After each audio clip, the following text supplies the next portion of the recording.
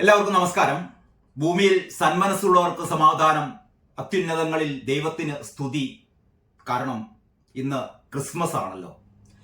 പക്ഷേ ഭൂമിയിൽ സന്മനസ്സുള്ളവർക്ക് സമാധാനം എന്നുള്ള ക്രിസ്തുവചനം അല്ലെങ്കിൽ ക്രൈസ്തവ വിശ്വാസികളുടെ വചനം എത്രമാത്രം ശരിയാണ് എന്നുള്ളത് ഇന്നത്തെ സമകാലിക കേരളത്തിൽ നടന്നുകൊണ്ടിരിക്കുന്ന സംഭവങ്ങൾ അവലോകനം ചെയ്യുമ്പോൾ നമ്മൾ അത്ഭുതപ്പെടും.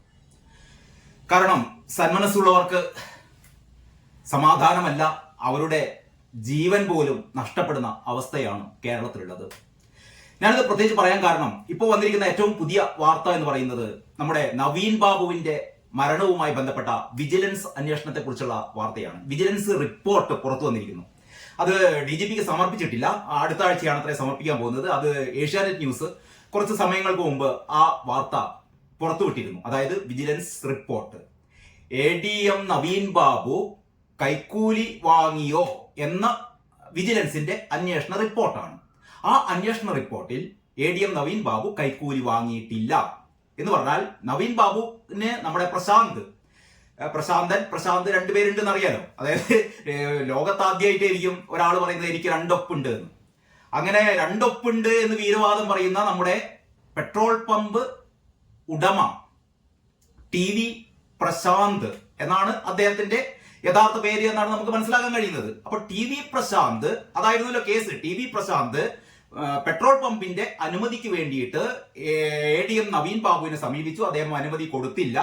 അതിലൊരുപാട് ക്രമപ്രശ്നങ്ങൾ ഉന്നയിച്ചു. അവസാനം കൈക്കൂലി വേണമെന്ന് പറഞ്ഞു, 1 ലക്ഷം രൂപ വേണമെന്ന് പറഞ്ഞു. പക്ഷെ ഞാൻ 98,500 രൂപയെ കൊടുത്തിരുന്നുള്ളൂ. അത് തന്നെ ബാങ്കിൽ പണയം വെച്ച്. അതിനു മുമ്പ് അയാൾ വേറൊരു കാര്യം കൂടി പറഞ്ഞത്, വേറെ എങ്ങനെയാണ് പണം സംഘടിപ്പിച്ചത് അത് പോട്ടെ. ഏറ്റവും അവസാനം പറയുന്നത് ബാങ്കിൽ സ്വർണം പണയം വെച്ചിട്ടാണ് 1 ലക്ഷം തേക്കാൻ ഉണ്ടായിരുന്നില്ല, അതുകൊണ്ട് 98,500 രൂപ നവീൻ ബാബുവിന് കൊടുത്തു എന്നായിരുന്നു TV പ്രശാന്ത് നേരത്തെ പറഞ്ഞിരുന്നത്. അപ്പം അത് സംബന്ധിച്ചാണ് വിജിലൻസിന്റെ അന്വേഷണ റിപ്പോർട്ട് പുറത്തു വരുന്നത്. ഇതിലെ ഏറ്റവും രസകരമായ ഒരു കാര്യം എന്ന് പറയുന്നത്, ഈ TV പ്രശാന്ത് എന്ന് പറയുന്നത് പരിയാരം മെഡിക്കൽ കോളേജിലെ ഇലക്ട്രീഷ്യനാണ്. എന്ന് പറഞ്ഞാൽ ഈ ഫ്യൂസായ ബൾബ് ഇടുക, ഈ സ്ക്രൂ ഡ്രൈവർ ഇട്ട് മറ്റേ തിരിക്കുക, ഇങ്ങനെ പറയുന്ന ഒരു കേവലം ഒരു ഇലക്ട്രീഷ്യനായ, കേവലം മാസം ഒരു 10,000-20,000 രൂപ മാത്രം ശമ്പളം കിട്ടുന്ന അങ്ങനെയുള്ള ഒരു വ്യക്തിയാണത്രേ കോടികൾ മുടക്കി കണ്ണൂരില് പെട്രോൾ പമ്പിന് വേണ്ടി പെട്രോൾ പമ്പ് തുടങ്ങാൻ വേണ്ടി പോകുന്നത്. അപ്പൊ അതൊക്കെ നമ്മൾ വിശ്വസിക്കണം കേട്ടോ. കാരണം പെട്രോൾ പമ്പിന് പിന്നിൽ പ്രശാന്ത് അല്ല, ഇവിടെ CPMന്റെ ഒരുപാട് ബിനാമികൾ, അതില് PP ദിവ്യയുമായി ബന്ധമുള്ളവര്, പാർട്ടി സെക്രട്ടറിയുമായി ബന്ധമുള്ളവര്, അങ്ങനെ വളരെ പ്രഗത്ഭരായ, പ്രഗത്ഭർ എന്നത് വാക്കല്ല ഇവിടെ ഉപയോഗിക്കേണ്ടത്, പാർട്ടിയിലെ കരുത്തരായ, എന്ന് പറഞ്ഞാൽ നിയമവ്യവസ്ഥയെയൊക്കെ ലംഘിച്ചുകൊണ്ട് പാർട്ടി പ്രവർത്തനം നടത്തുന്ന ഒരുപാട് പാർട്ടിയുടെ നേതാക്കന്മാർ ഇതിന്റെ പിന്നിലുണ്ട് എന്നുള്ളത് കേരളത്തിൽ എല്ലാവർക്കും അറിയാം. അതല്ലാതെ ഈ പട്ടിണിപ്പാവമായ TV പ്രശാന്തൻ ഒരു കൈക്കൂലി ആവശ്യപ്പെട്ടിട്ട് 1 ലക്ഷം രൂപ പോലും കൊടുക്കാനില്ലാതെ എന്താ പറയാ, സ്വർണം പണയപ്പെടുത്തി എങ്ങനെങ്കിലും നുള്ളിപ്പെറുക്കി 98,500 രൂപ ADMന് കൊടുത്തു എന്ന് പറയുന്ന ആ പറച്ചിലിൽ തന്നെ ഒട്ടും വാസ്തവികത ഇല്ല എന്ന് നമുക്കറിയാം. ഏതായാലും പോട്ടെ, പ്രശാന്തിന്റെ ഈ പറയുന്ന ആരോപണം വിജിലൻസ് അന്വേഷിച്ചു. യഥാർത്ഥത്തിൽ നവീൻ ബാബു നമുക്കൊക്കെ അറിയാലോ. നവീൻ ബാബു ഒക്ടോബർ 14-നായിരുന്നു PP ദിവ്യയുടെ ചരിത്ര പ്രധാനമായ പ്രസംഗം നടന്നത്. നവീൻ ബാബുവിനോട് പറഞ്ഞു, നിങ്ങളുടെ നാട്ടിലേക്ക് സ്ഥലമാറ്റം വാങ്ങി പോവുകയാണ്, അവിടെ എങ്ങാനും ഇതേപോലെ ചെയ്തിട്ടുണ്ടെങ്കിൽ കേട്ടോ അപ്പം ഇവരറിയും. മാത്രമല്ല, ഇവിടെ നിങ്ങൾ ചെയ്ത എല്ലാവിധ ഇമാതിരി തോന്നിവാസത്തിനും 2 ദിവസത്തിനകം ഞാൻ തെളിവുമായി വരും എന്നും പറഞ്ഞ് നവീൻ ബാബുവിനെ ഭീഷണിപ്പെടുത്തിയ PP ദിവ്യ സഖാവ് 2 ദിവസത്തിനകം ഞാൻ തെളിവ് നൽകുന്നതാണ് പറഞ്ഞത്. ഇപ്പം അറിയാലോ, ഒക്ടോബർ 14-നായിരുന്നു ദിവ്യയുടെ ഈ ചരിത്ര പ്രസംഗം നടന്നത്. പിറ്റേന്ന് രാവിലെയാണ് നവീൻ ബാബുവിനെ മരിച്ച നിലയിൽ കണ്ടെത്തുന്നത്. അങ്ങനെ ഒക്ടോബർ 15 കഴിഞ്ഞ് നവംബർ, ഡിസംബർ, 2.5 മാസം കഴിഞ്ഞിട്ടും PP ദിവ്യ എന്തായിരുന്നു താൻ 2 ദിവസത്തിനകം നവീൻ ബാബുവിനെതിരെ കൊണ്ടുവരാൻ പോകുന്ന ഏറ്റവും വലിയ ഇദ്ദേഹത്തിന്റെ അഴിമതിയുടെ കഥ എന്ന് ഇതുവരെ പറഞ്ഞിട്ടില്ല. വിജിലൻസ് അന്വേഷണം നടത്തിയപ്പോൾ മനസ്സിലായത്, പ്രശാന്തിന്റെ മൊഴിയല്ലാതെ, താൻ 98,500 രൂപ നവീൻ ബാബുവിന് കൈക്കൂലി കൊടുത്തു എന്ന് പറയുന്ന മൊഴിയല്ലാതെ ഇതിന് ആധികാരികമായ ഒരു തെളിവും വിജിലൻസിന് ലഭിച്ചിട്ടില്ല. അതുകൊണ്ട് ഇന്നത്തെ ഈ പ്രത്യേക അവസ്ഥയിൽ വിജിലൻസിന്റെ റിപ്പോർട്ടിൽ പറയുന്നത് നവീൻ ബാബു കൈക്കൂലി വാങ്ങി എന്നതിന് തെളിവില്ല എന്നുള്ളതാണ്. നവീൻ ബാബു കൈക്കൂലിക്കാരനല്ല എന്ന് ലോകം മുഴുവൻ പറഞ്ഞിട്ടും വിശ്വാസം വരാത്ത ഒരു കൂട്ടർ എന്ന് പറയുന്നത് ഇവിടുത്തെ CPM-കാരാണ്. പാവപ്പെട്ട CPM സഖാക്കളെ അല്ല കേട്ടോ ഉദ്ദേശിച്ചത്. ഇവിടുത്തെ പാർട്ടി സെക്രട്ടറിയായ MV ഗോവിന്ദൻ മാഷും കണ്ണൂരിലെ ജില്ലാ സെക്രട്ടറിയായ MV ജയരാജനും പിന്നെ PP ദിവ്യയും ഉൾപ്പെടെ ഉള്ള ആളുകളാണ് നവീൻ ബാബു കൈക്കൂലിക്കാരൻ എന്ന് ഒളിഞ്ഞും തെളിഞ്ഞും പറഞ്ഞുകൊണ്ടിരിക്കുന്നത്. ഞങ്ങൾ നവീൻ ബാബുവിന്റെ കുടുംബത്തോടൊപ്പമാണ് എന്ന് പറയുമ്പോൾ പോലും MV ജയരാജൻ എനിക്ക് തോന്നുന്നു കഴിഞ്ഞ ഒരു 10 ദിവസത്തിനുള്ളിൽ 2 പ്രാവശ്യമാണ് MV ജയരാജൻ പറഞ്ഞത്. എങ്ങനെയാണ് പറഞ്ഞത്? അതായത് നവീൻ ബാബു കൈക്കൂലി വാങ്ങിയിട്ടുണ്ടെങ്കിലും, ശ്രദ്ധിക്കണം, നവീൻ ബാബു കൈക്കൂലി വാങ്ങിയിട്ടുണ്ടെങ്കിലും PP ദിവ്യ ആ യാത്രയയപ്പ് യോഗത്തിൽ പോയി അങ്ങനെ ഭീഷണിപ്പെടുത്തത് ശരിയായില്ല.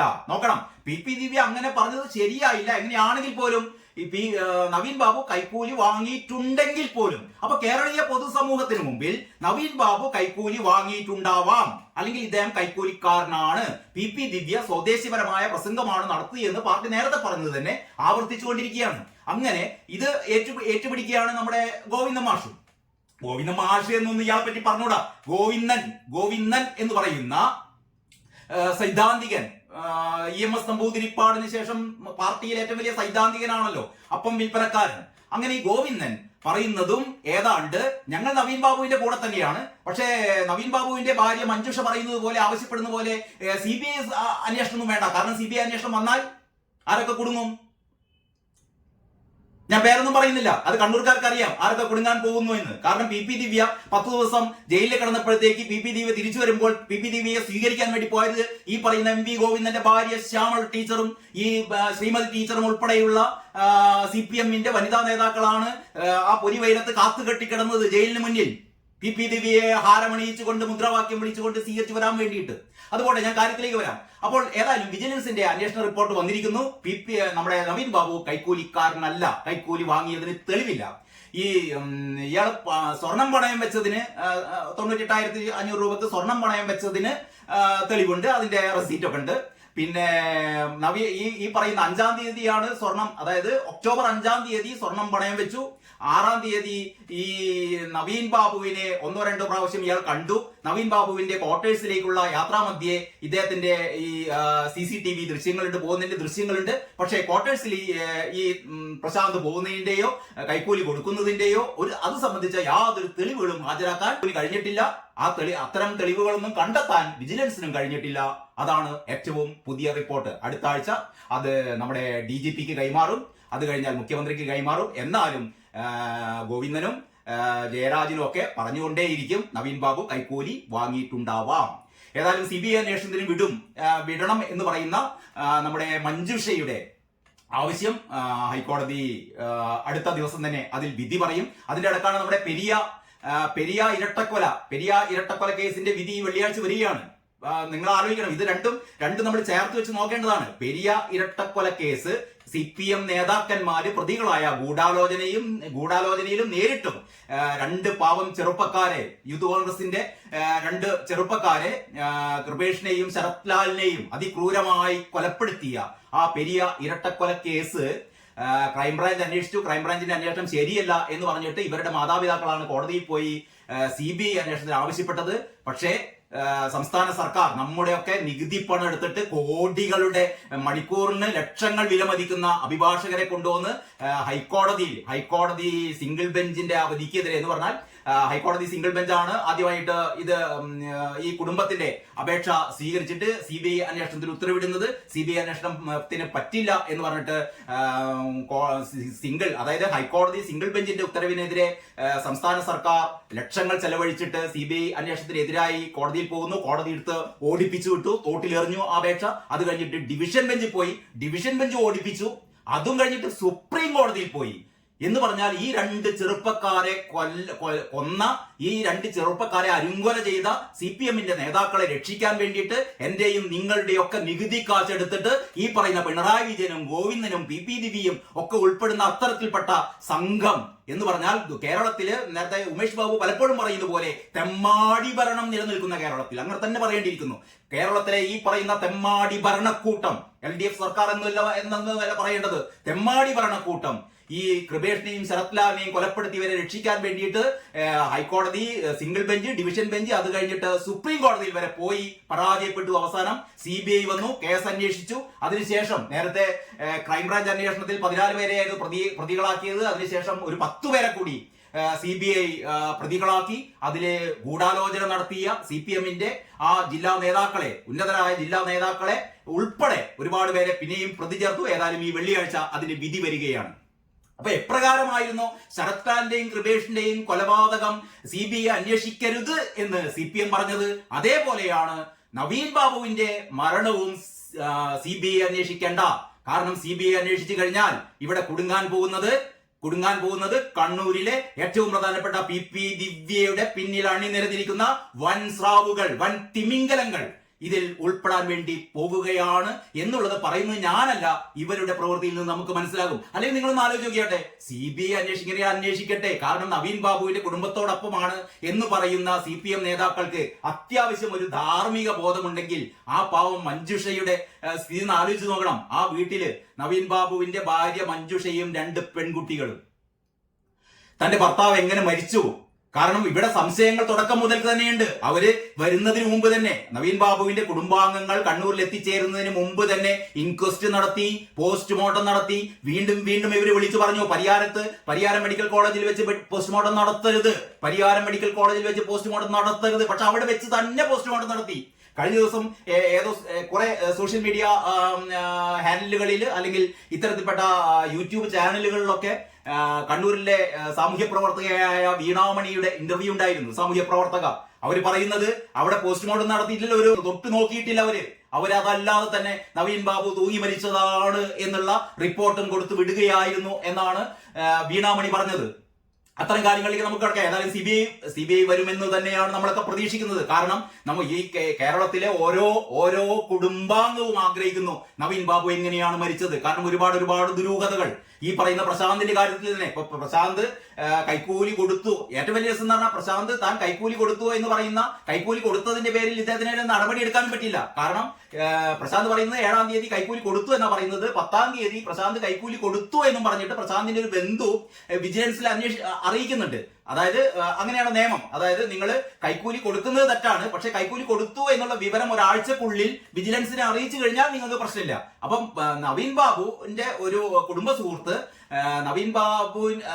പ്രശാന്തിന്റെ കുടുംബ സുഹൃത്ത് നവീൻ ബാബുവിന് പ്രശാന്ത് കൈക്കൂലി കൊടുത്തു എന്നുള്ള വിവരം 10-ാം തീയതി ഈ വിജിലൻസിനെ അറിയിക്കുന്നുണ്ട്. മാത്രമല്ല വിജിലൻസ് നവീൻ ബാബുവിനെ പ്രശാന്തിനെ 14-ാം തീയതി ചോദ്യം ചെയ്യുന്നുണ്ട്. ഉച്ച സമയത്ത് 2 മണിക്ക് പ്രശാന്ത് നമ്മുടെ വിജിലൻസ് ഓഫീസിൽ എത്തിച്ചേരുന്നതിന്റെ CCTV ദൃശ്യങ്ങളൊക്കെ നേരത്തെ കിട്ടിയിരുന്നു നമുക്ക്. ഏതായാലും വിജിലൻസ് പ്രശാന്തിനെ മൊഴിയെടുത്തു, പ്രശാന്തിന്റെ ചോദ്യം ചെയ്തു.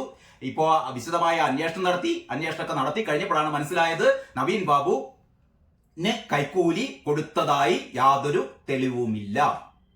ഇനിയിപ്പം ആർക്കാണ് ഇപ്പൊ സംശയം? ഞാൻ നേരത്തെ പറഞ്ഞ പോലെ സംശയം ഇവിടെ ഏറ്റവും പ്രധാനമായി PP ദിവ്യക്ക് സംശയമല്ല, PP ദിവ്യക്ക് ഉറപ്പാണല്ലോ. അതുകൊണ്ടാണല്ലോ ഈ അഴിമതി കൈക്കൂലി വിരുദ്ധ സ്വദേശി പ്രസംഗം നടത്തിയത്. പിന്നീട് ഈ പറഞ്ഞ നമ്മുടെ MV ജയരാജൻ, അതായത് കണ്ണൂർ ജില്ലാ സെക്രട്ടറി MV ജയരാജൻ, സംസ്ഥാന സെക്രട്ടറി MV ഗോവിന്ദൻ, അപ്പോൾ ഉൾപ്പെടെയുള്ള ആൾക്കാർക്കൊക്കെയാണ് ഇപ്പോഴും സംശയം നവീൻ ബാബു കൈക്കൂലി വാങ്ങിയിട്ടുണ്ടാവണം. അല്ലാതെ നമ്മുടെ സ്വന്തം ദിവ്യ അങ്ങനെ ആരോപണം ഉയർത്തില്ലല്ലോ. കാരണം ഇവരൊക്കെ വിശ്വസിക്കുന്നത് ദിവ്യയാണ്. എത്ര കാലം നിങ്ങൾക്ക് ഇങ്ങനെ ദിവ്യയെ തലയിൽ വെച്ച് കൊണ്ട് നടക്കാൻ പറ്റും? തെരഞ്ഞെടുപ്പ് വരികയാണ്, പഞ്ചായത്ത് തെരഞ്ഞെടുപ്പ് വരികയാണ് അടുത്ത വർഷം എന്ന് പറഞ്ഞാൽ ഏതാനും ദിവസങ്ങൾക്ക് ശേഷം പുതിയ വർഷമായി. ആ പുതിയ വർഷത്തിന്റെ അവസാനമാകുമ്പോഴത്തേക്കും പഞ്ചായത്ത് തെരഞ്ഞെടുപ്പ് വരുന്നു, അത് സംസ്ഥാന നിയമസഭാ തെരഞ്ഞെടുപ്പ് വരുന്നു. ഇങ്ങനെ PP ദിവ്യമാരെ തലയിലേറ്റി നടന്നാൽ കേരളത്തിലെ CPM-ന് സംഭവിക്കാൻ പോകുന്നത് എന്താണ് എന്ന് ഞാൻ പറഞ്ഞു തരേണ്ട ആവശ്യമില്ല. അത് ഇവിടുത്തെ എല്ലാവർക്കും അറിയാം. MV ഗോവിന്ദനും അറിയാം, MV ജയരാജനും അറിയാം, PP ദിവ്യക്കും അറിയാം, പിണറായി വിജയനും അറിയാം, വീണക്കും അറിയാം.